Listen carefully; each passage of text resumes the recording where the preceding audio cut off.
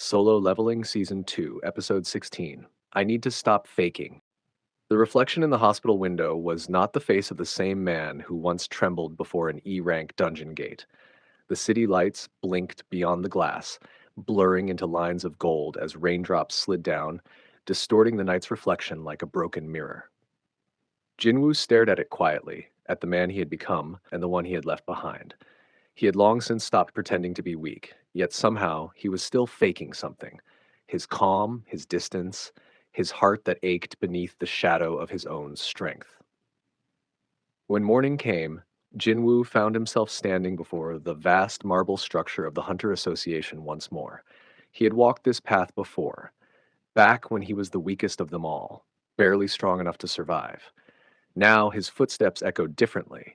They carried the weight of quiet confidence and the unseen tremor of immense power. I need to stop hiding, he murmured under his breath. It's time. Inside the reassessment hall, the air buzzed faintly with energy from measuring devices and murmuring voices. Hunters waited their turn, some chatting casually, others glancing around nervously. But when Jinwoo entered, the atmosphere shifted almost imperceptibly. Heads turned. Whispers spread like ripples across water. Is that Sung Jinwoo? The one from the Red Gate? Didn't they say he was only B rank? Their curiosity was harmless, but if they knew the truth, if they knew what his shadow army had done, what he could do, they would not whisper. They would bow. At the counter, a young female association worker smiled and led him to the testing room. Please wait here, Mr. Sung. The test will begin soon. Her voice was polite but carried a hint of nervousness, as though her instincts whispered that the man before her was far beyond the ordinary. The machine hummed alive, a large circular device of glowing light meant to gauge mana output. Jinwoo stepped forward, expression calm. His fingers twitched faintly, black mana swirling invisibly beneath his skin, waiting. As he placed his hand on the crystal, the room brightened, first a faint blue, then violently white. The worker gasped, stepping back. Alarms flickered for a moment before the light shattered into silence. Smoke rose from the machine's base. What? She stammered. Another worker rushed in, eyes widening at the sight of the burnt-out mana crystal. What happened? I don't know. He just touched it and... The man turned to Jinwoo, his expression a mixture of awe and disbelief. Sir, I think the device can't measure your power. It's beyond its limit. He hesitated before whispering, as if afraid to say it aloud, Your S rank, Sung Jinwoo. The words hung in the air like a tolling bell. Outside, in the wide marble-floored lobby of the association, the atmosphere was electric. Reporters, hunters, and workers exchanged excited voices. The name Sung Jinwoo rippled through the air like fire. From the upper balcony, Choi Jong-in, the guildmaster of hunters, leaned on the railing beside Woo Jin-chul, his gaze sharp. The 10th S rank in the country, Woo murmured, and one who came from nowhere. Choi's eyes narrowed slightly. No one comes from nowhere, Woo, especially not one who survived the Red Gate. He turned, motioning toward the crowd gathering near the lobby's entrance. Let's see him for ourselves. Jinwoo stood near the entrance, hands in his pockets, indifferent to the flurry of attention around him. Workers hurried back and forth, trying to confirm details. A staff member approached him nervously. Mr. Sung, I'm so sorry. The testing device malfunctioned. Could you return in 3 days for another reassessment? Jinwoo's lips curved faintly, a ghost of a smile. Sure, he said simply, though they both knew the truth didn't need to be measured again. The crowd parted when Choi Jong-in and Woo Jin-chul approached. Choi smiled, a politician's smile, polished and kind. Sung Jinwoo, congratulations, he said warmly. You've caused quite the stir. The Hunters Guild would be honored to have you. Jinwoo met his gaze calmly, his tone low and polite. I appreciate the offer, Guildmaster Choi, but I'm not looking to join any guilds. A flicker of surprise passed over Choi's features. You refuse? You realize what kind of life this guarantees you, don't you? I do, Jinwoo said, his eyes cold yet composed. But I'm not doing this for fame or money. I have something I need to do. And with that, he walked past them, leaving behind murmurs of confusion and curiosity. Later that day, Jinwoo stood beside his mother's hospital bed. Machines hummed softly, the sunlight filtering through pale curtains. Her face was peaceful, untouched by the world's chaos. He reached out, brushing a strand of hair from her forehead. I'm getting stronger, Mom, he whispered. Strong enough to protect you, to protect everyone. His voice trembled, barely audible. So please wait a little longer. Behind him, footsteps approached.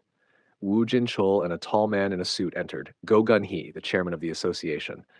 Sung Jinwoo, Go said with a gentle smile. You don't need any machine to tell you what you are. You're already beyond that. Jinwoo bowed slightly. Chairman? Go studied him quietly. The balance between guilds is delicate. A new S rank can shift everything. You could have wealth, status, protection. Join me, or at least one of the 5 guilds. You'll need allies. Jinwoo's eyes softened, but his answer was firm. I don't want to live under anyone's flag. I'll keep clearing dungeons. That's enough. For a moment, silence stretched between them. 2 men standing on different sides of the same burden. Then Go nodded slowly, understanding. You remind me of your father, he said quietly. The words lingered, striking something deep within Jinwoo. Elsewhere, in another hospital room, Thomas Andre's brother, Wang Dongsu, sat in silence, his face bruised and eyes burning with hate. The deputy chief's words echoed in his mind. He's not human. Ilhuan Sung is a monster. Dongsu clenched his fists, the memory of Ilhuan's power still haunting him. I'll find you, he growled softly, you and your son.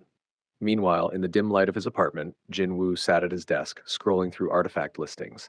His screen reflected in his dark eyes swords, armor, amulets, none good enough. He needed flawless gear. If he was to enter the demon castle again, he had to be ready. His fingers paused on a notice A rank gate expedition recruitment. A small, confident smile tugged at his lips. Perfect. Days later, he joined a strike team preparing to enter an A rank gate. Around him, hunters whispered. Some recognized him, others simply felt uneasy by his quiet aura. Inside the gate, the atmosphere was suffocating, the air heavy with magic, the stone walls pulsating faintly like a living organism. Remember, the raid leader barked, miners stay behind the strike team. Don't wander off. Jinwoo nodded silently, though his attention was elsewhere. He could feel it. Deep within the dungeon, something powerful was stirring. The others worked, collecting mana crystals, chatting about guilds and rewards. But Jinwoo's pulse quickened. His shadows whispered, restless. Then someone called out, break time. You go ahead, Jinwoo said quietly, his gaze fixed on the dark passage leading deeper into the dungeon. I'll finish up here. He waited until the footsteps faded, then moved. The deeper he went, the colder it became. The light of his torch flickered, shadows stretching long across the ancient walls. At the end of the passage, a vast stone door loomed. Beyond it, the dungeon's heart. He pushed it open. The chamber was immense, lit by a dim red glow. The boss, a creature of molten armor and smoldering breath, rose slowly from its throne of obsidian. Its eyes burned like dying suns. Jinwoo's heart pounded, not with fear, but excitement. I shouldn't kill it, he murmured, recalling the rules. But he clenched his fists, dark energy coiling around his arms. I need to see how far I've come. Mana surged around him, the air vibrating with his aura. The boss roared, and Jinwoo's lips curved into a rare, fierce smile. Let's see if you can make me feel alive. He took a step forward, but before he could unleash his power, a voice cut through the silence. Stop! He froze. A figure stood at the entrance, elegant, composed, her golden hair catching the dim light.